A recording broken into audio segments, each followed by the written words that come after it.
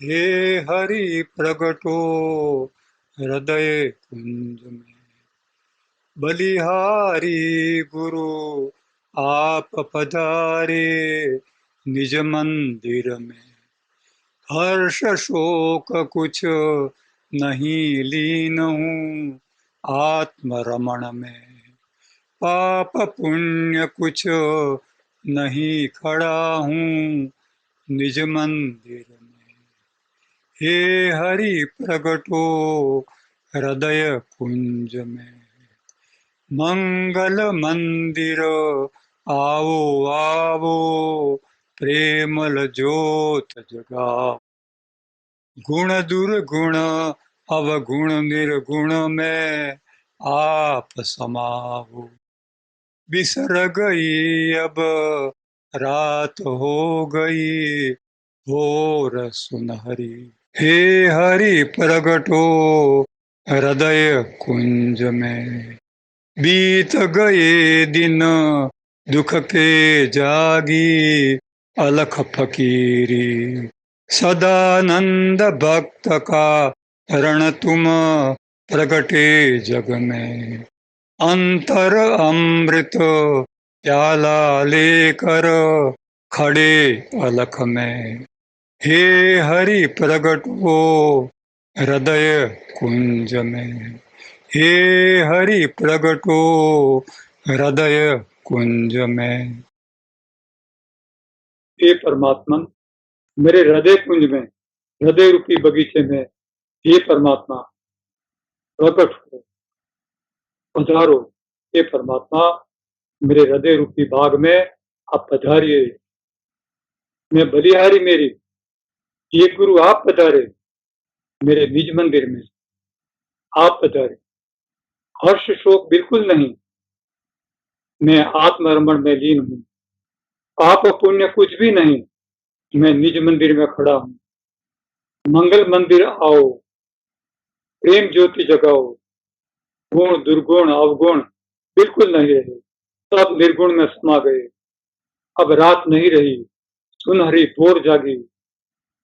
दुख के दिन बीत गए, अलग फकीरी जागी। वक्त कारण हे परमात्मा आपकी कृपा हुई, प्रकट हुई। अंतर में अमृत प्याला लेकर अलख में आप ही खड़े हैं। हे परमात्मा प्रकट होइए, हे परमात्मा प्रकट होइए।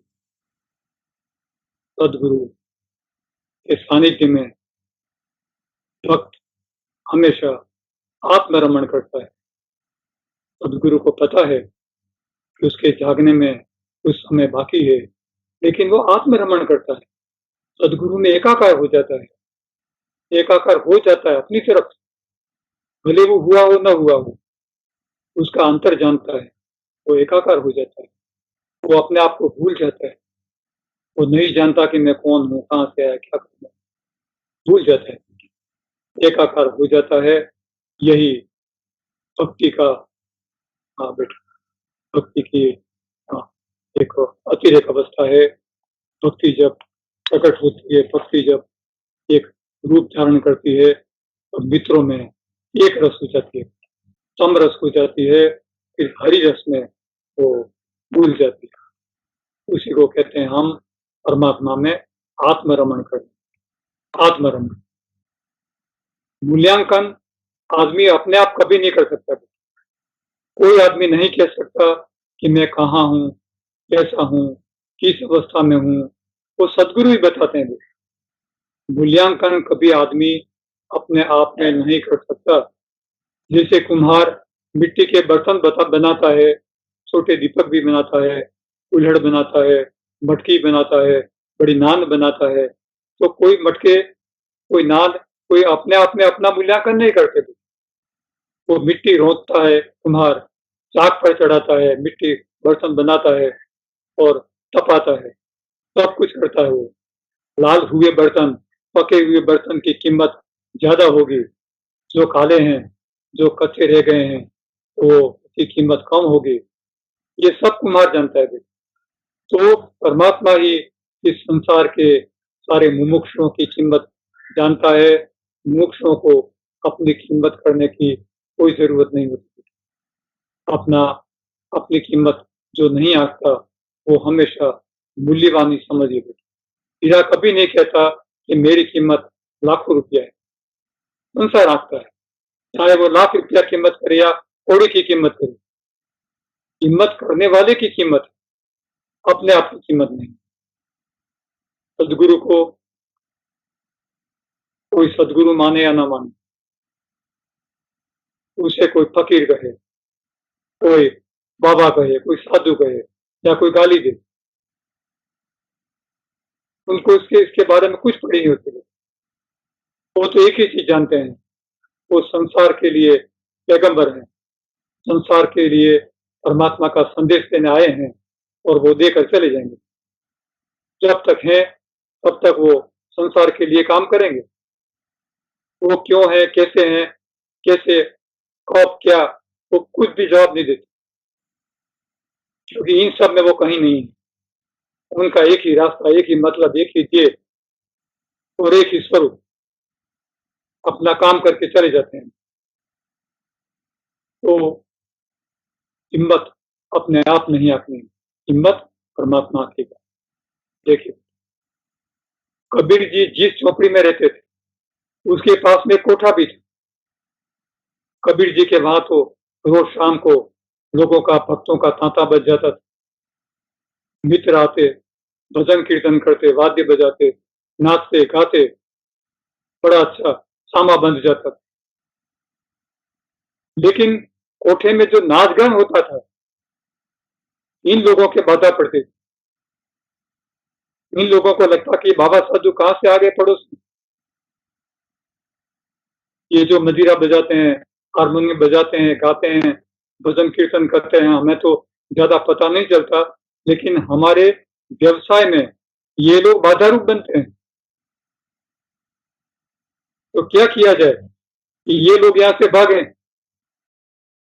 तो कोठे वाले समझते थे कि हम लोग इनसे डिस्टर्ब हो रहे हैं। भक्ति भाव वाले डिस्टर्ब नहीं हो रहे थे, क्योंकि उनका अंतर मन के साथ कनेक्शन था। उनका मन अंतर्मुख था, वो अंदर से लगे हुए थे, बाहर का उनको भान ही नहीं था। इसलिए ये लोग बाहर के वातावरण से दूषित नहीं हो रहे थे। समझना ये, इस उदाहरण का मतलब आध्यात्मिक है बेटा, सांसारिक उदाहरण नहीं है ये। लेकिन जो सांसारिक लोग हैं, जो बाहर ही रहते हैं, ये बाहर के वातावरण से दूषित होते रहते, क्योंकि इनको अंतर का पता नहीं, अंतर की बात ये लोग नहीं जानते। तो बाहर से ये लोग दूषित होते रहते हैं, ये डिस्टर्ब होते रहते। तो कोठे वाले बहुत नाराज, इन लोगों को भगाया कैसे जाए। एक दिन कोठे का संचालन करने वाले ने झोपड़ी में आग लगा दी। कबीर जी की झोपड़ी में आग लगा दी, झोपड़ी जग कर जलने लगी। लेकिन जहाँ परमात्मा का वास होता है, वहां परमात्मा ही उसकी रक्षा करते हैं। झोपड़ी तो जलने लगी, भक्त जन सब बाहर निकल गए, लेकिन करामात कहाँ हुई? झोपड़ी की आग कोठे को लग गई, कोठे को लग गई और कोठा जलने लगा। जू जू कर चारों कोने से कोठा जलकर खाक हो गया, जल गया कोठा। अब भक्ति भाव वालों को तो कुछ लेना देना नहीं था, ये तेज झोपड़ी से निकले और झोपड़ी पकड़ लेते। पास में, झोपड़ी के पास में, फिर इन्होंने अपना सामा बांध लिया, फिर भजन कीर्तन करने लगे। कोठा चलाने वाली बहन ने सोचा कि ये कोई जादूगर रखता है, हमारी इस पर कोई असर नहीं हो रही। झोपड़ी जला दी तो उसने हमारा कोठा जला दिया, यह तो ये कोई जादूगर, और जो कुछ करता है वो हमसे डिस्टर्ब नहीं होता, हम उससे डिस्टर्ब होते हैं। तो कहीं ना कहीं ऐसी बात है कि जहां हमें अपने आप को खोजना चाहिए कि हम कहाँ भूल कर रहे हैं। कोठी वाली बहन ने जब भजन कीर्तन हो गया, तब भक्त जन चले गए, तब महाराज को, कबीर जी को प्रणाम किया और पास में बैठ गए और कहा कि महाराज, मुझे पता है कि आप हमसे डिस्टर्ब नहीं हो रहे हो, ऐसा क्यों?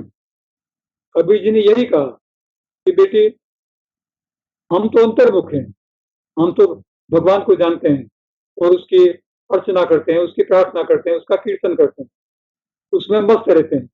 हमें आपके नाच गान से, आपके वहां आने जाने वालों से और आपके कर्म से हमें कुछ लेना देना नहीं। हम आपसे कोई डिस्टर्ब नहीं होते और न ही हम कोई जादू करें। हमें तो भक्ति भाव चाहिए, हम भक्ति करते हैं, लोग यहाँ आते जाते हैं, तो इससे आपको कुछ होना नहीं चाहिए, आप तो अपना काम करो। उसने कहा, बहन ने, नहीं महाराज, अब मैं ये काम नहीं करूंगी, अब मैं ये काम नहीं करूंगी। जिस काम से लोग इतने प्रभावित होते हैं, झोपड़ी जलने के बाद भी आपके साथ बैठे हुए हैं, आपके सर पर, इनके सर पर कोई चिंता या व्यग्रता, क्रोध, जीत या बदले की भावना है ही नहीं, तो आपसे ऊंचा तो कोई हो ही नहीं सकता। आप में कुछ खासियत है, हम ये कहीं कमजोर हो रहे हैं, हमें बोध दीजिए महाराज, हमें ऐसा बोध दीजिए कि हम अपना कर्म बदल दें और आपके साथ मिल गए, घुल मिल जाए। कबीर जी ने कहा, बेटी, हम तो भक्ति भाव वाले हैं, आप चाहो तो अपना जो काम कर रही हो वो काम छोड़ दो। ये लोगों को रिझाना, अपने शरीर को सजाना संवारना, बेटे ये तो नरक है, ये तो मिट्टी है, आनी और जानी है, ये तो क्षण में है, क्षण में चली जाए, एक क्षण में थी और नहीं हो जाओगी, एक क्षण में जलाने ले जाएंगे, बेटिया स्मशान की मेहमान हो जाओगी एक क्षण में। तो क्यों ये जिद कर रही हो, क्यों ये कर्म कर रही हो? अपना उद्धार करो, अपना उद्धार करो। फिर भी उसे पता नहीं चला कि उद्धार किसको कहते हैं। कबीर जी ने कहा, बेटी, जिसकी बाहर की सोच चली जाए और अखंड जो परमात्मा में लीन हो जाए और अखंड सुख शांति और आनंद मिल जाए, जो आपको ये सब नाच गान में नहीं मिलता था, उससे भी अनेक गुना और हमेशा के लिए ये सुख शांति आनंद अंतर में बैठ जाए, तो बिटिया आप ऐसा कर्म नाच गान करने वाला अस्थायी सुख शांति आनंद का काम क्यों करेंगी? मैंने कहा, महाराज नहीं करूंगी, इससे तो अस्थायी सुख मिलता है, अस्थायी शांति मिलती है, अस्थायी रोटी मिलती है। भाग्य में लिखी होगी तो रोटी कहीं से भी मिल जानी। मैं अब ऐसा काम नहीं करूंगी महाराज, मैं प्रतिज्ञा करती हूँ आपके चरणों में, मैं हमेशा आपकी दासी बनकर रहूंगी, मैं आपके चरणों को छोड़कर कहीं नहीं जाऊंगी, मैं आपकी शिष्या बनकर रहूंगी, आपके साथ भक्ति भाव के साथ कीर्तन करूंगी और मित्रों के साथ मैं एक सखी का काम करूंगी। परिवर्तन, जब परिवर्तन होता है तो आदमी की बाहर की दौड़ अंतर की बन जाती है और अंतर में वो अखंड सुख, अखंड शांति और अखंड आनंद पा जाता है। तो ये परिवर्तन कब हो जाए? परिवर्तन परिवर्तन कब होता है? अंतर का बल हो, अंतर की कवत हो गई। सारी जिंदगी का परिवर्तन कोई क्यों करना चाहेगा? जिसको अपना व्यवसाय प्यारा हो, जिसको अपने साधन प्यारे हो, जिसके इतने सारे ग्राहक हों, वो अपना काम क्यों छोड़ना चाहेगा? लेकिन कहीं न कहीं सत्य का संग लगा, इसमें सत्य का संग लगा, इसीलिए उसने देखा कि अस्थायी आनंद से परमानंद बड़ा है, ये कभी छूटने वाली चीज नहीं है और हमेशा अपनी जिंदगी तार देगी। कोई नो भार न राखे मुरारी, आपे ब्याज सहित वालो भाई। बेटा देखिए, परमात्मा जिसको देता है, ज्ञान देता है, सुख देता है, शांति देता है, आनंद देता है, कुछ भी देता है, सदगुरु सब कुछ देते हैं, सब कुछ देते हैं। मित्र भी उनकी सेवा करते हैं, साधन से, शरीर से, मन से, कर्म से, अनेक उनकी सेवा करते हैं। तो कोई न भार न रखे, सदगुरु किसी मित्र का कोई भार नहीं रखते थे। वो ब्याज चक्रवर्ती ब्याज सहित तो दे देते हैं, दे देते, किसी न किसी तरह से देते हैं। साधन का बदला साधन से नहीं दिया जाता, सेवा का सेवा से नहीं दिया जाता, लेकिन किसी न किसी तरह से सदगुरु मित्रों को दे देते हैं। मित्रों को ऐसी चीज देते हैं जो मांगने पर कभी नहीं मिलती, और संसार ये सबसे ऊंची चीज होती है, संसार में कहीं नहीं मिलती। जिसको पाने के बाद पाने योग्य कुछ भी नहीं बचता, वो सदगुरु दे देते। भिखारी सारी दुनिया, दाता एक राम। संसार भिखारी है, दाता तो राम एक ही है, परमात्मा वही दाता है, दाता है। संसार लेने वाला है, परमात्मा देने वाला है। देने वाला बड़ा है, लेने वाला छोटा है, छोटा। लेकिन ज्ञान सदगुरु कभी छोटा नहीं है, कभी छोटा नहीं है। इसलिए छोटा नहीं है कि वो देने के लिए आता है। इसीलिए परमात्मा सबसे छोटा, सबसे नीचे और सबसे पीछे है। परमात्मा सबसे छोटा, सबसे नीचे और सबसे पीछे, और सारी दुनिया मन बुद्धि अहंकार राग विषय वेग मोह माया सब आगे है, आगे आगे बुद्धि चलती है, पीछे पीछे मन रहता है, आत्मा और भी पीछे। ये जगत का कायदा है, जगत का कायदा। लेकिन जिसको कुछ न चाहिए वो शाहनशाह, जिसको कुछ नहीं चाहिए सदगुरु को मिलता है। जीवन व्यवहार के लिए सबको चाहिए, लेकिन न होने के बाद, न मिलने के बाद, तो वो चाहने पर भी वो चाहना नहीं होता। उसमें किसी अहंकार का भाव नहीं, उसमें आसक्ति नहीं होती। इसलिए जगत कोई भी व्यवहार करे, उसमें आसक्ति न हो, तो वो व्यवहार आध्यात्मिक बन जाता है, वो व्यवहार अहंकार नहीं रहता। दरिया लहर समाई, जब आपका अंतर समुद्र की तरह ज्वार भाटा द्वैत छोड़ देगा। ज्वार भाटा पानी का आना और पानी का निकल जाना जब समुद्र में होता है, तब समुद्र फिर भी चंचल होता है। वो जब दरिया लहर समाई, समुद्र में जब लहर समा जाती है, इसी तरह संसार में फिर जब मिट जाते हैं बेटा, तब समुद्र स्थिर बन जाता है। बस इसी गति को हमें प्राप्त करना है। तब आपकी आशा निराशा, मेरा तेरा, छोटा बड़ा, सुख दुख, ये सब कुछ भी नहीं रहता बेटा। सारे द्वैत नहीं रहते। अखंड सुख, अखंड शांति और अखंड आनंद आपके अंतर में बैठ जाएगा। बेटा बेटा, यही आपका स्व होगा, यही आपका निज होगा, और यही आपका गर्भगृह होगा, और यही प्रतीति आपकी अपनी रहेगी। और हमेशा आप अपने घर में रह करके उस निज का सेवन करते रहिए।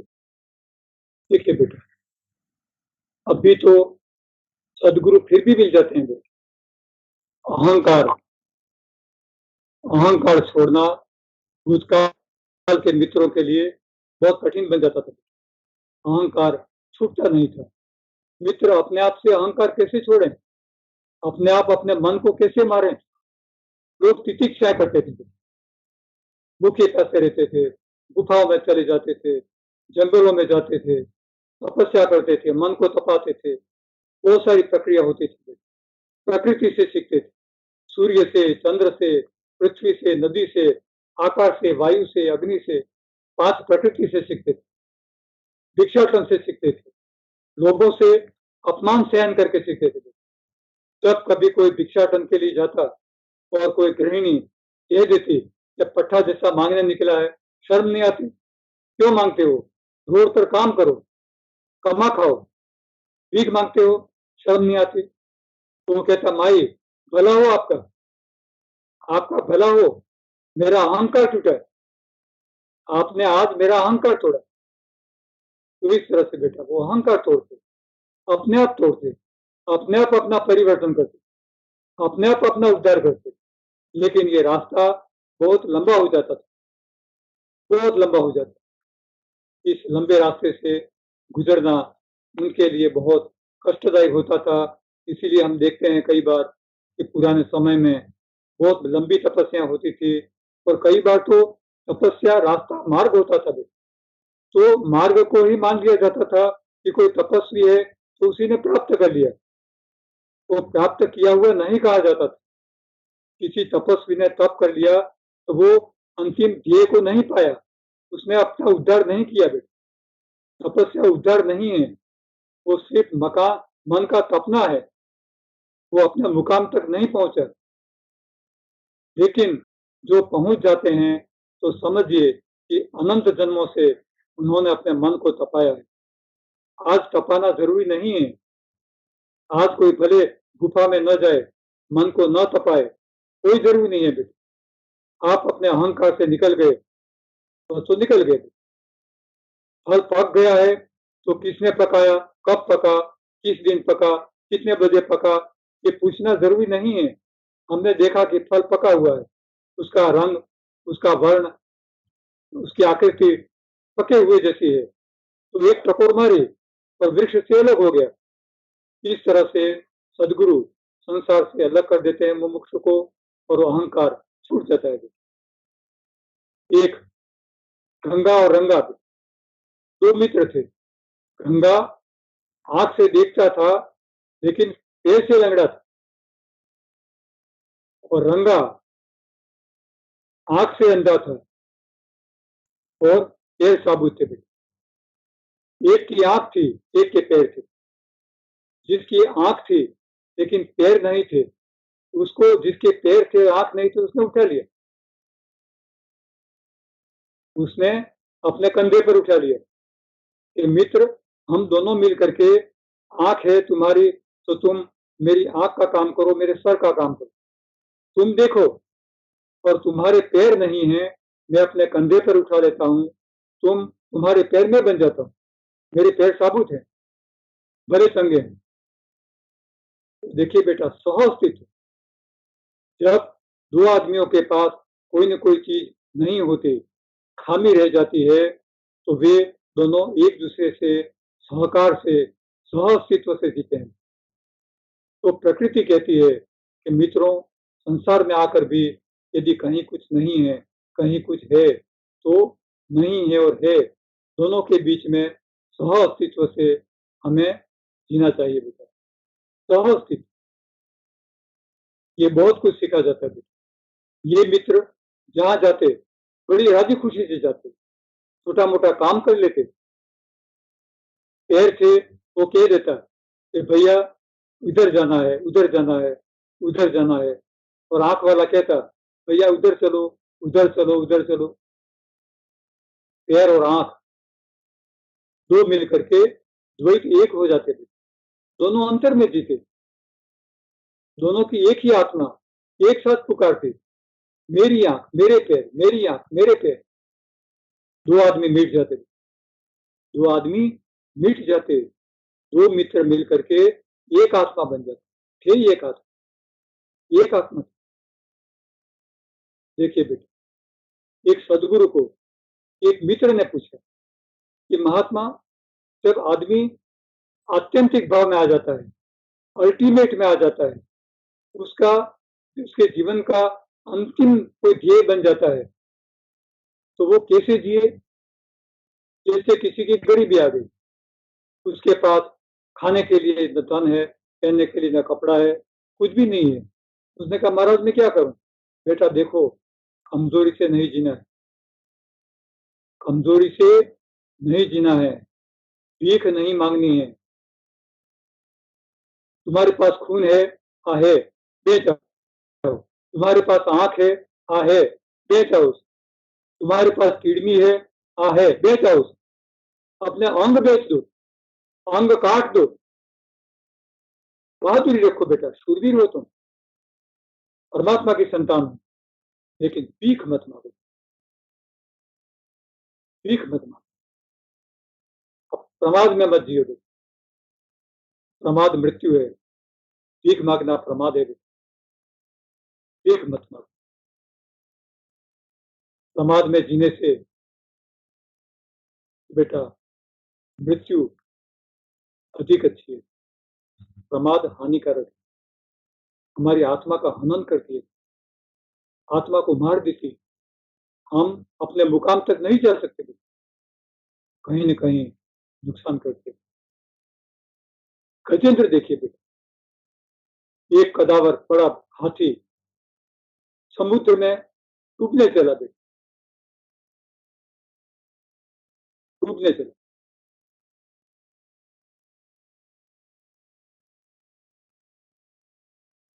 तो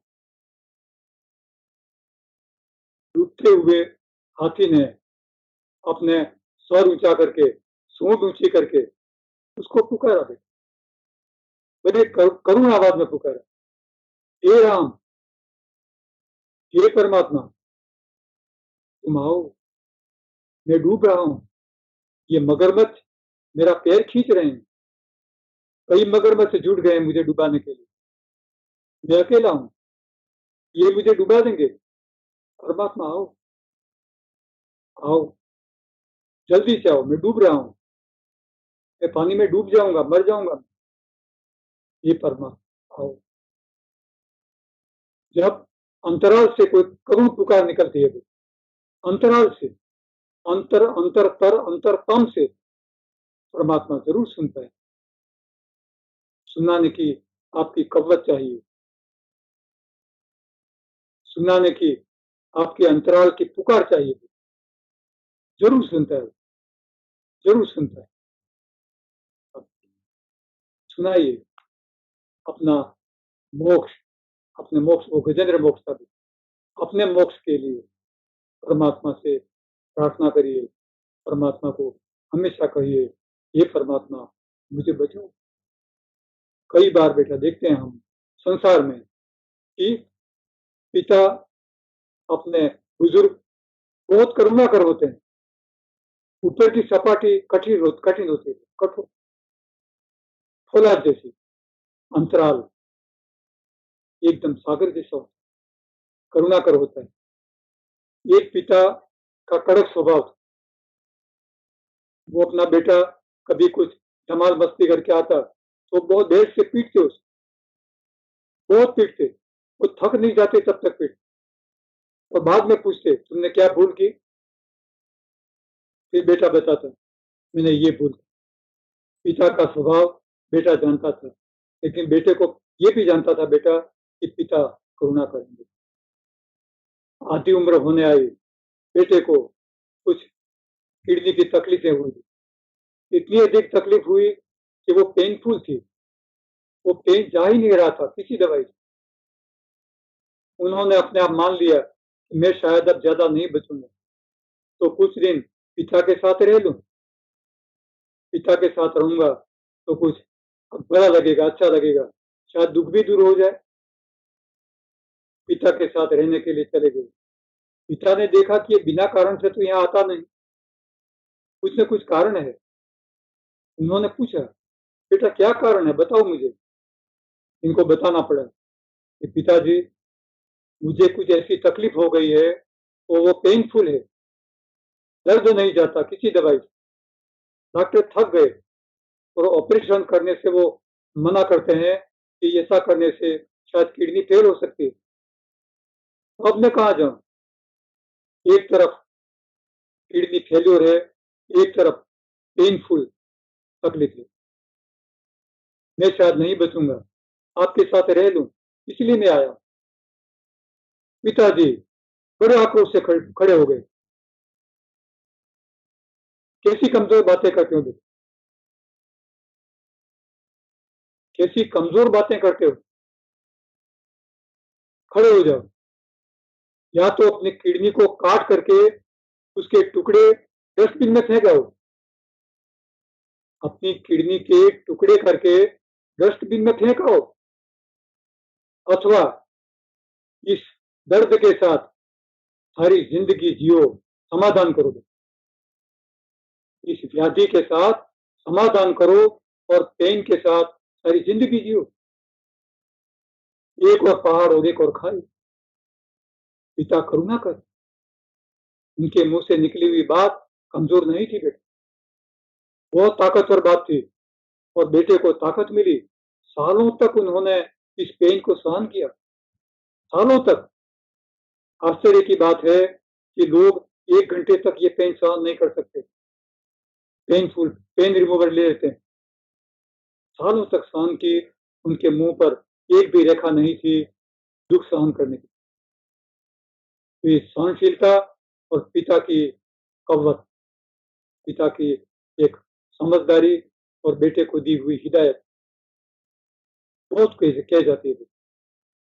तो यहाँ ये समझना है कि परमात्मा शूरवीरों का मार्ग है। बहादुरी हमेशा अपने साथ रखनी है, कमजोर कभी नहीं पड़ना है और इस बहादुरी के साथ हमें जीना है और संसार को यही बोध देना है कि मित्रों, बहादुरी से जियो, कमजोर कभी मत बनो। बेटा कुछ अनंता पढ़ लेते हैं 2006। हरि के एक मार्ग में न दो राह कभी समझो। हरि के एक मार्ग में न दो राह कभी समझो। परमात्मा का रास्ता द्वैत रहित है बेटा, उसमें द्वैत नहीं है, उसमें द्वंद्व नहीं है। जिसे दो राह कहते हो उसी में नरक ही समझो। दो राह, द्वंद्व का रास्ता, द्वैत का रास्ता नरक है बेटा, अध्यात्म का रास्ता नहीं है। जोड़ दूं तार जो मन से, दुखी हूं मैं सदा समझो। मैं मन से जीता हूं तो मैं हमेशा दुखी होता हूं। अंतर भाव जो सुख का, सुखी हूं मैं सदा समझो। मैं यदि अंतर का भाव रखता हूं मैं सुखी हूं, यदि बाहर का भाव रखता हूं तो मैं दुखी बन जाता हूं। सफर में हूं अकेला मैं, नहीं है साथ में कोई। रोया है वही काटे, मिले ना मुफ्त में कोई। बेटा मकाई बोई है तो मकाई मिलेगी, गेहूं बोया है तो गेहूं मिलेगा। जो बोया है वही संसार काटेगा। जो मुफ्त में कुछ नहीं मिलना है। जो मिलेगा वह आपके कर्म से मिलेगा, आपके फलश्रुति से मिलेगा, आपके प्रारब्ध से मिलेगा, आपके सत्य मार्ग की अंतर यात्रा से मिलेगा। सभी तपसी सभी साधक पथिक है राह में कोई। मन का तू अजाना, अंतरे अनजान ना कोई। तू अपने बाहर के रास्ते से भले अनजान बने, लेकिन अंतर का रास्ता अनजान नहीं है। अंतर का रास्ते में सदगुरु हमेशा फानुस और लाठी लेकर रास्ता दिखाने के लिए और स्थान बताने के लिए साथ में खड़ा है। अनद यह भाव संगत में, निर्लस तू बहाता जा। संगत में, सानिध्य में, बिना आलस्य रखे हुए तू अपने रास्ते में इस सानिध्य का सेवन करता जा। कभी ना बोझ बनकर तू कभी किसी का भार ढोता जा। तुम्हें बोझा बन करके कभी किसी का भार नहीं ढोना है बेटा। किसी का भार ढोते भी हो तो उसे आध्यात्मिक क्रिया ही समझो, उसे बोझा नहीं समझना है बेटा। सभी है रास्ते हरि के, किसी पर आप चलता जा। परमात्मा के कई मार्ग हैं, परमात्मा तक जाने के कई मार्ग हैं, लेकिन अध्यात्म अपथ पथ है। ये बिना रास्ते का रास्ता है और अंतिम रास्ता है। यहाँ जाना एक परमार्थ है। संसार के कई रास्ते हैं बेटे, भक्ति के हैं, भाव के हैं, तो एक उपासना के हैं, योग के हैं, हठयोग के हैं, कई मार्ग हैं बेटे। हमें किसी मार्ग को नकारना नहीं है।